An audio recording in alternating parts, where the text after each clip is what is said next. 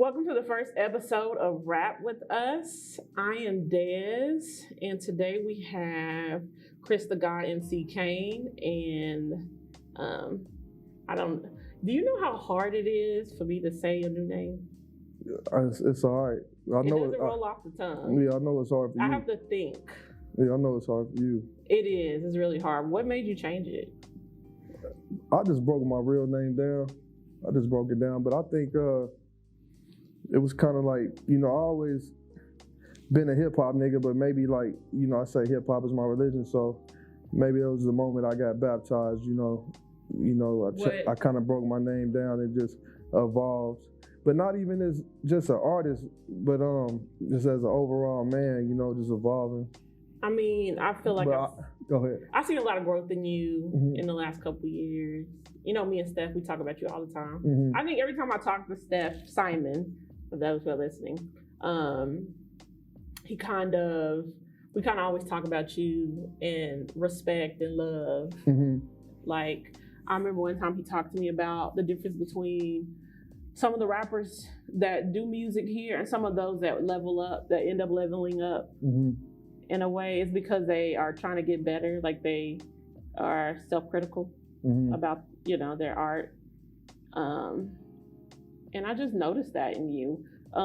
Did SEO ever play any role in you changing your name? Like, people finding you on the internet easily?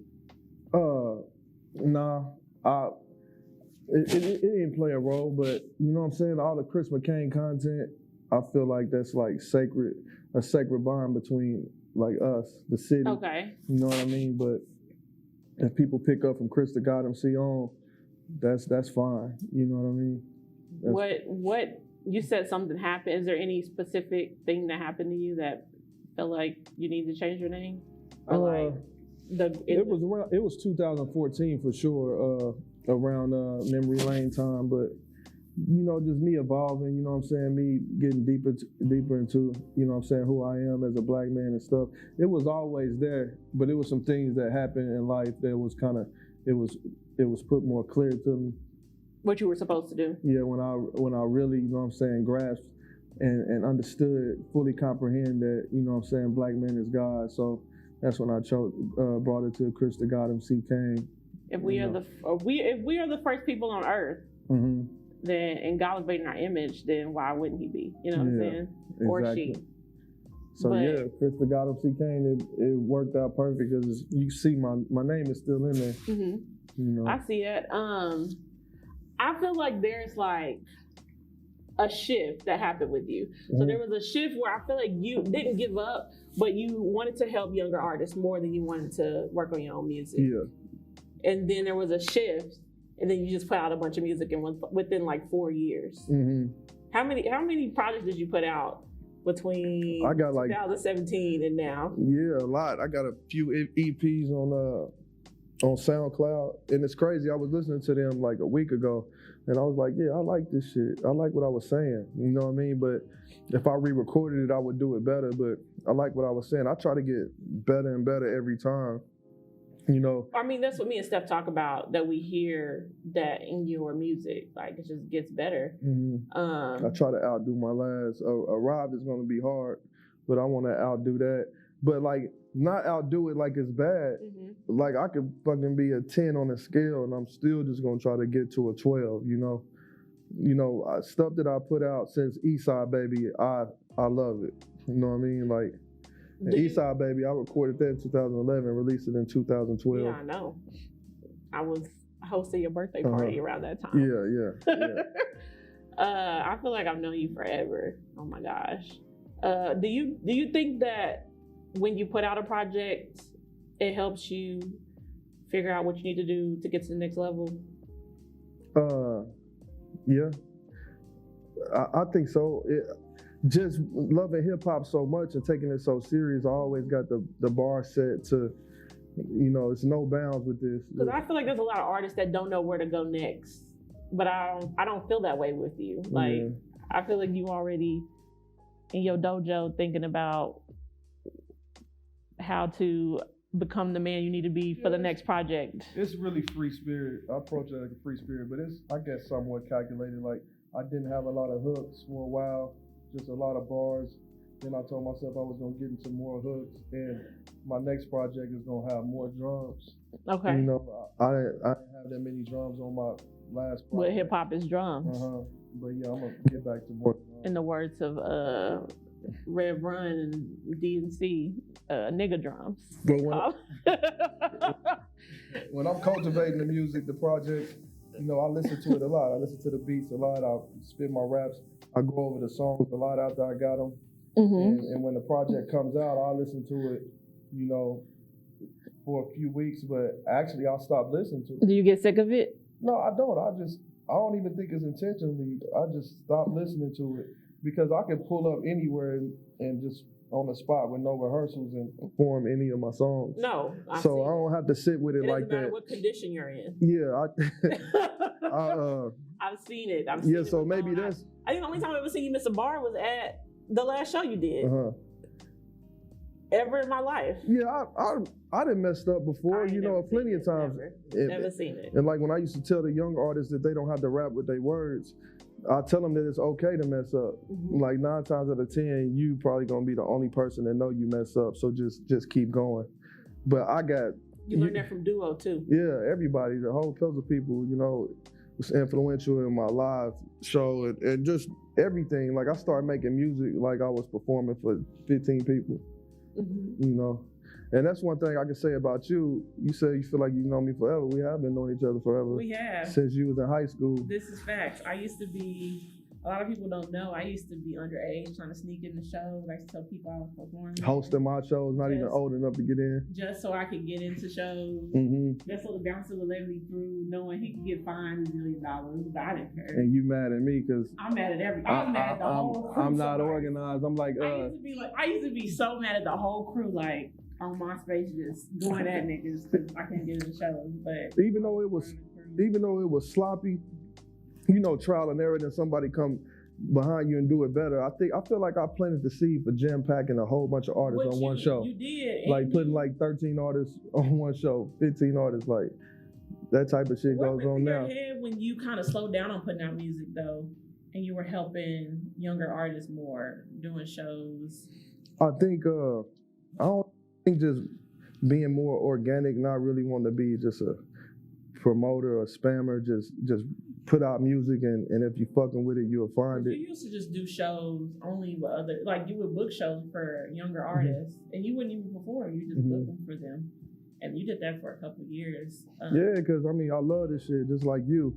Even I wasn't really performing at Memory Lane. I'd like jumped in 2 ciphers, but I never did a set. But I still, I enjoyed it. I enjoyed putting it together, teaching the artists how to hold their mics and giving pointers, and they also inspired me too. They definitely inspired me. And then you just got into putting out EPs, putting out like 3 a year, which is crazy. Have you talked to anybody about doing a? Because I'm a nigga that used to have to pay 100 to 150 a beat, putting out 18 track CDs. Yeah. I had to pay to manufacture the CDs. I'm paying like $1,000-something to get 1,000 CDs. That's what Chris McCain was doing. Teenage years and all early 20s. So when this shit is just no manufacturing costs, just upload streams, you know, niggas got rhymes for days. That's Plus, easy. You're building relationships for all the other stuff. I feel like relationships are, you know, invaluable and probably better than having money on hand. So, and you built a relationship when you were booking those younger artists. You have all those relationships. But yeah. I feel like when I see you and your family, I think I'm personally scared of starting a family, and when I see you with your family, it makes me feel better. Like you may having a family cool in hip hop. Have you thought about that? Yeah, I mean, we need more of that at the forefront. But I've always been the type of artist, whatever I'm going through presently is going to reflect. It's going to be in the music. Yeah, what comes out. You're not going to hide and sugarcoat it and rap about cars you don't got? No, I ain't gonna do that. Like if I laid a verse tonight, I might talk about this. So, you know, it's only right I talk about my current life, you know, and hopefully I can inspire, you know, like you said, and make you want to do it kind of, or not afraid to do it. You inspire Chris, and I mean, you inspire Steph, and then you inspire me. I mean, in different ways. I see you And I'm like, dang, he got a whole family. He out here doing it, and y'all so creative, and it's beautiful, and black, and nappy headed like me. Yeah, my wife being a creative too, she adds the fuel to the fire, you know, cause she always was in her creative bag. Yeah. She, you know, she paint, draws, she sews clothes, designs. She fucking has an eye too with the camera, video, or a photo. So she'll let me know when something don't look right or all of that. So yeah, that makes it easier. You know, that definitely makes it easier. How has hip hop prepared you in being a girl dad? I know that's deep. Yeah, and I know you setting up an angle too. I mean, I'm setting up an angle. No, that's tight. Nah, I never thought about it like you're a girl dad, and you don't. It's not a secret. So it's not like you haven't thought of it. You thought about it. You haven't put it into words how you feel. You know, I was only a child. I'm a junior. I had a great relationship with my daddy and my uncle. And I was big on sports, so I always imagined myself having boys. I only wanted boys. You know what I'm saying? Not to say I didn't want a daughter, but I didn't look forward to it. I wanted boys. And you didn't have no reason? Everybody has a reason, because I want a girl. Just biased, because I'm a man, I'm a boy, and I play sports, and I just imagine, you know, a little me, you know what I'm saying? So I had boys or whatever, but what I'm getting at is I had conversations with a couple homies before, and he preferred a girl. Like, he had a baby on the way. He didn't know he was having yet. He wanted a girl. I just didn't understand it, you know what I mean? But now that I got a girl, they really better than boys. It's like I didn't know what to expect. I think when a man gets with a woman, he sees the divine feminine, and I think he can understand more about what having a little girl is going to entail. And we don't have to talk about that song if you don't want to. Oh, I'm down. But I want to know the process. I want to know the process of Ode to Love, of course. I feel like in the Black community, there's two sides. There's the side that we let the whole world know, and then there's the side that only Black people understand. Like that go get my gun stuff. Like my dad used to say to me, you can date all you want, but just know, tell your boyfriend or whatever, I don't have a problem with wearing an orange jumpsuit. I used to be like, why? And honestly, we don't trust ourselves. We know our mindset, you know what I mean? And then it's just the love for our daughters. But go ahead. I just feel like how much better would girls be if they just knew the game instead of being fearful of the game? That too, they can know the game. They can know the game. There's pluses and minuses to everything. Teaching them the game, not just knowing the game. You're not willing to teach them the game. No, I'm willing to. There's pluses and minuses to everything though, because they can be intimidating. You know what I'm saying? To guys. But that's good. Yeah, that's good. Because only the cream rises to the top. But Ode to Love, that was something that I always wanted to do. I think what really inspired it, you know, it's basically me being. I think the third verse brings it home. Yeah. But I think if we were talking about Eastside Baby, you wouldn't have had a third verse. No, I wouldn't have. But even on Eastside Baby, I got that one song, Look in the Mirror, You're a Queen or whatever. When they say you pretty for a dark girl, no, you're a pretty girl. I talk about you learn how to cook from your mama, her mama taught, your grandma taught your mama and all that, babysitter. So I've been on that, you know what I'm saying? But I think me having a daughter and me being older, you know what I'm saying? Me being in my mid-30s and having a little girl. The roads that you took, every EP you put out was a part of you between now and 2017, whether it was hip hop or about your wife or because I'm thinking about what you put out or about who you are in the community, which I feel like is lucky to be a legend. What about Lucky to Be a Legend? I just feel like that's who you are in the community. Like I feel like you had that epiphany. Like I'm an OG. Yeah.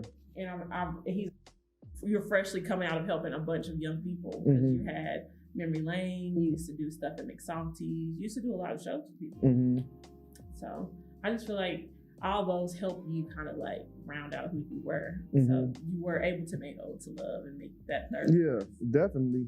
And like I said, me being in my mid-30s and having a little girl that's 3, 4, you know, I live in the moment. That's one of the reasons probably why I do a lot of things sporadically and last minute, don't really plan because I'm always in the moment. So tomorrow ain't promised. Mm-hmm. So it's like, I'm about to talk to you from now all the way to you in your 30s, just in case you got to play this back. Like if I ain't around, you can play this back. That's kind of what inspired that. I knew that I wanted to do that.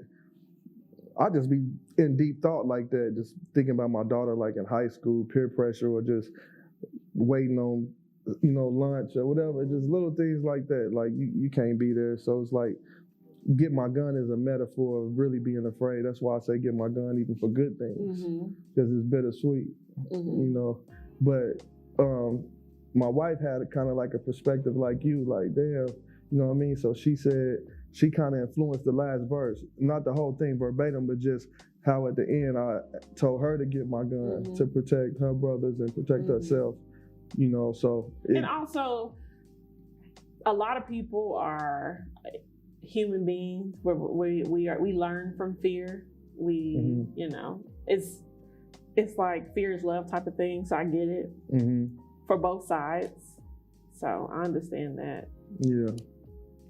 When you were putting out those EPs, 3 a year, 2 a year, what did you learn about yourself? I feel like somebody who puts out music that much learned a lot about their artistry and where they want to go. As far as beat selection. Yeah, beat selection. I feel like you always pick great beats. You do? Thank you. A lot of them is melodic, no drums, sample heavy, but delivery for sure, cadence. And I also learned who was really fucking with me, because I just post a cover and say link in bio. I wasn't doing no campaigns or nothing like that. So I learned who my core audience was, you know what I'm saying? And I'm grateful for it. I'm grateful for them, I think I personally feel like you learn how powerful your words are every time you put out something. They're more and more powerful, because I feel like people, I can't see people not coming to you telling you that something you put out has affected them, because you put out some pretty good stuff. So. Yeah, and I thank you. And I challenge myself too with not promoting. I challenge myself to just stand on the art alone. Just stand on the art alone. Not needing any drums, just stand on the words. So when I do get drums, it's just like Jesus. Yeah, when I do get drums, it'll be like steroids. If I do get a cosign or do get a higher platform, it'll be like steroids, because no gimmicks, no standing next to another person's name, no platforms. It's just me raw and cut. This is what you get from people. People don't fuck with me like because they think I'm about to blow, or because I'm on this platform, or this. They just fuck with me just purely off what I'm doing. So, but I think your music's helpful to Black people, to people from like me from the East Side who relate to all that. So, yeah. Maybe so. That's what I. And another thing that made me want to put out great music is that, unfortunately, when we pass away, or we all gotta go. People really gonna go dissect the music. What's that line you had in Dr. View's Invisible Man about missing out? Yeah, these some good times we live in. I tell you right now, if you don't look back at this. There's some pre-COVID bars, and they ain't never been truer in my life. Yeah, see, I don't be wanting to ride my own dick like that, but man, that's probably one of the greatest versions of all time. You ain't got to. That's why we here. That's why the fans is here. Like, just from Kobe to the Kobe shit. That verse right there is like kind of crazy and prophetic, And I'm happy I did that verse in that moment for View's project. Shout out to View. Shout out to View for sure. So you named your album Arrived, and I'm a words person. So how did you know that you had arrived? You had put out all these EPs, and I'm expecting your next project. You kept telling me, I got something for you. This next one's gonna be it. I'm like, cool. I'm thinking it's gonna be another EP. It was not. It was a full album. How did you know that you were ready for this? I could just feel it. It's like the Holy Ghost. Yeah, for real. I could just feel it. When you're in your bag. I know when I'm in my bag. You probably feel like you arrived right now. I feel pretty good about this interview. Yeah. I ain't gonna lie. And one thing, I ain't trying to get you off track, because I know you on pace, but no, I'm not on one no thing pace. that I want to say about you is that I respect you, the way you stay down, the longevity, because I met you when you was in high school, and it don't matter if And it I was. lost a lot of friends. Yeah, it don't matter if it was gonna be 100 people there or 10 people there. You know what I'm saying? I knew Des was gonna be there in high school. Then you went from high school, you skipped all the kickbacks, came to the rap shows. You went to college, skipped all the parties with the fraternity niggas, came to the rap shows. I've never been to a fraternity, nothing. Yeah, came to the rap shows. You know what I'm saying? I used to study in the car. I don't know how I used to do it. Driving to Norman. You gotta take your finals and shit. Came to the rap shows.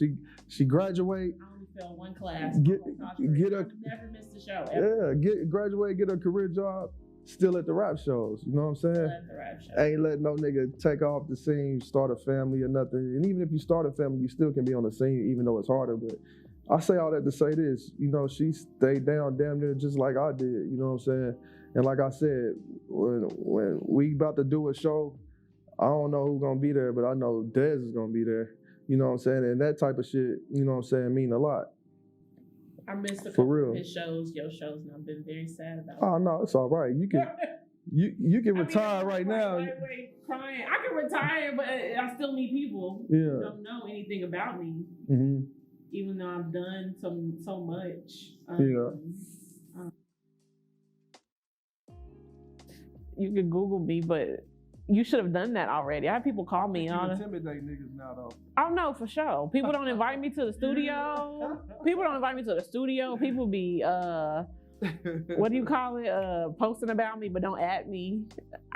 But they don't know I don't care. I really don't care. I'm like the person you will never want to meet because I don't care at all.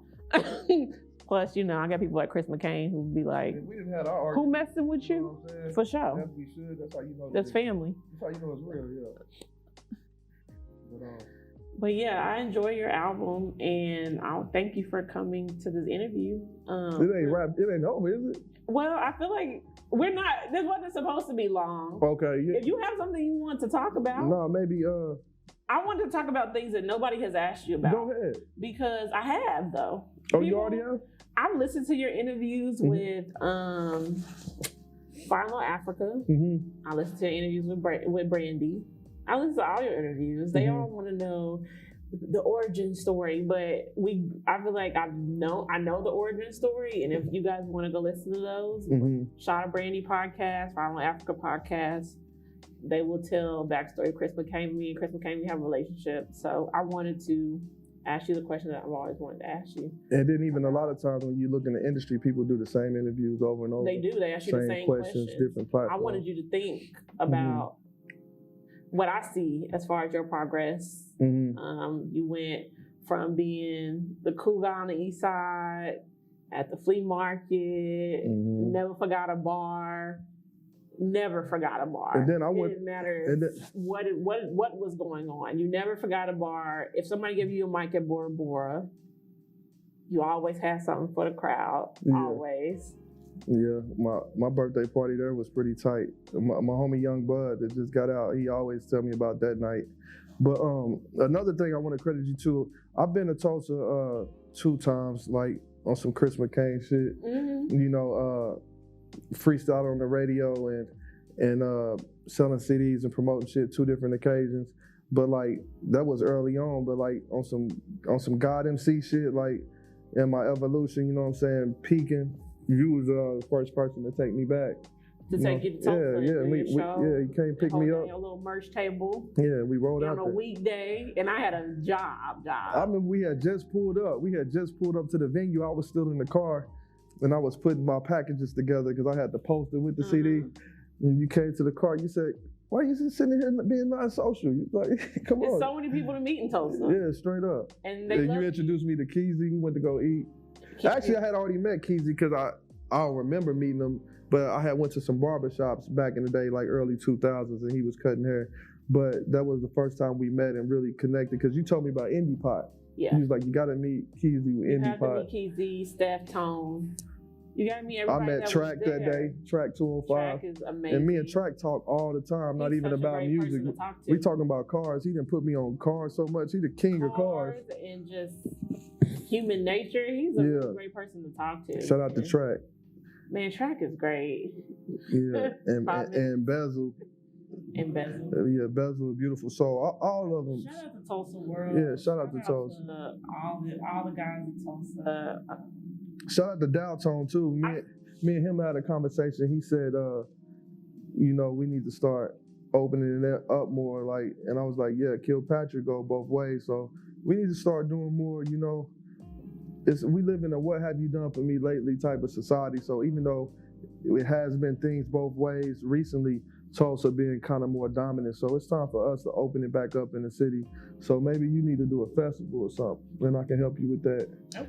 Or just something. We need to just start, you know. Approached a couple of times about it. Mm-hmm. So I can let you know what we can do, what we can work on. Yeah. But yeah, I feel like you have grown at the right time because everything's going on in the city and in Tulsa, and you're a part of it. Yeah, man, and it's just like a divine timing, like great time.